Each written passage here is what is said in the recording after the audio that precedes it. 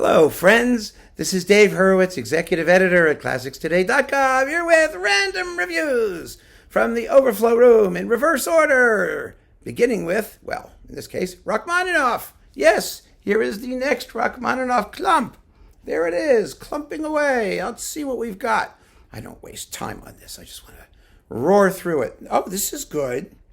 This was very good. Rachmaninoff Piano Concertos 1 and 2 with Life Ove Ansnes and the Berlin Phil and Papano. This is in the Papano box, if I'm not mistaken, which we just talked about recently, or the Ansnes box, which we just talked about recently. It's in a box. This is the separate one. I keep it because who has time to look through the box? Even though I have the box. I know. None of it makes any sense, does it? Really? Rachmaninoff, Symphony No. 3 and Symphonic Dances, Maris Janssens and the St. Petersburg Phil. This was an excellent cycle. The recording wasn't absolutely top flight. It was good. It was very good. But the Third Symphony is exciting and taut, and the Symphonic Dances is marvelous. Really, really first-rate performance of that, and just full of rhythm and spikiness and kind of a forward-looking Prokofiev/Stravinsky ambiance, which you want in this work, actually. So that's just great. Then we've got the Rachmaninoff Piano Concertos, Paganini Rhapsody, and a bunch of solo piano works, 6 discs in all with Ashkenazy. This is the Andrei Previn Rachmaninoff cycle with the London Symphony. It was Ashkenazy's best complete cycle, although I think his best versions of 2 or 3 and Concerti 2 and 3 are elsewhere on RCA with Ormandy for 3 and the earlier ones. Who was it, Fistulari or whatever? We talked about them before. And Decca knew it, by the way, because it was in their Decca Heritage Essential Wonderful Fabulosity series or something. They had the earlier ones that were more exciting. But these are very, very good. And the solo stuff, which includes the Second Piano Sonata and the Etude Tableau, Opus 33, and the Prelude in C-sharp minor, and the other preludes, and the suites for 2 pianos with Previn, and the Corelli variations, and the Etude Tableau, Opus 39, and the Symphonic Dances for 2 pianos. Yeah, that's it, on 6 discs. Yeah, it's a really lovely Rachmaninoff box, and that's why I hung on to it. It's convenient and nice to have.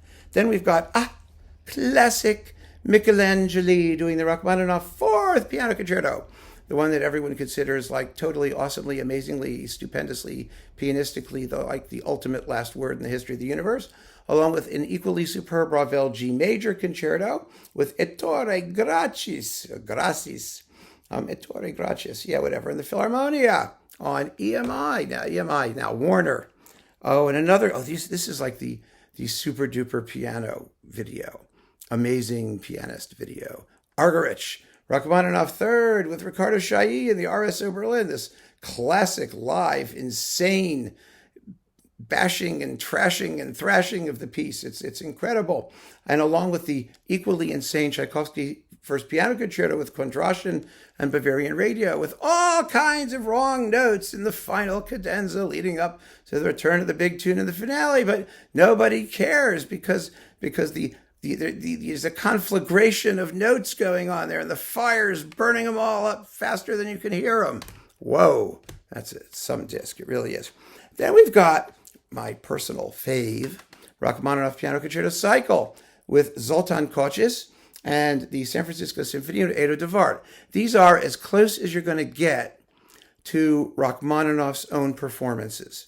They are light and swift and effortlessly virtuosic and coherent and symphonic and beautifully balanced and gorgeously played and immaculately recorded. You get the Paganini Rhapsody too. I mean, they are really, really special. Not the last word in this music, and some people would prefer a more obviously what you might consider to be a Russian hot and heavy, panting and drooling kind of version, but not me. No. This is one of the great things, I think. I think they're just amazing. Oh, then we've got the Earl Wild stuff. Now, the Earl Wild Rachmaninoff Concerti were all boxed up and released together. Boxed up, it's 2 discs, with the Paganini Rhapsody on Chandos with Yasha Horenstein. And they were really, really good. But they also existed on Chesky records back in the days when Chesky records existed, because they were originally Reader's Digest recordings, which is hard to believe, isn't it? Because they're so fabulous. And this is the other great Rachmaninoff piano concerto cycle, even if the third concerto has the little cuts and things. I mean, I don't care. And you shouldn't either. But these are the original Chesky releases, not the Chandos repackaging. So you get the couplings, which are just as marvelous. For example, the Rachmaninoff third comes with the McDowell second. And I mean, if this isn't the best performance of that, I don't know what is. It's with the RCA Victor Symphony and Massimo Friccia. Yeah. So that's really cool.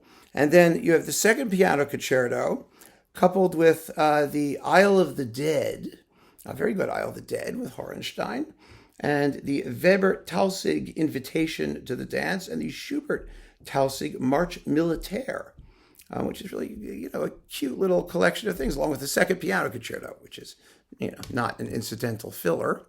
And last but not least, numbers 4-1 and the Paganini Rhapsody, which sort of cleaned up the whole thing.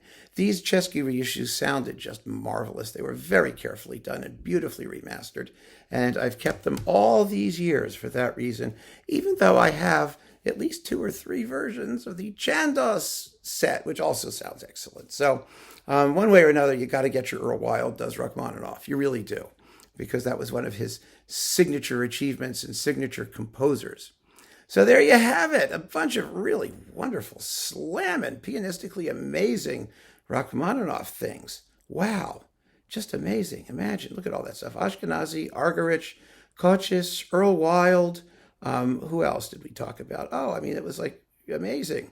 Ansnes, was he in there, I think, maybe? Yeah, somewhere like that. And gosh, Michelangeli. That's the Rachmaninoff Piano Royalties series. So keep on listening, friends. Thanks for joining me, and take care.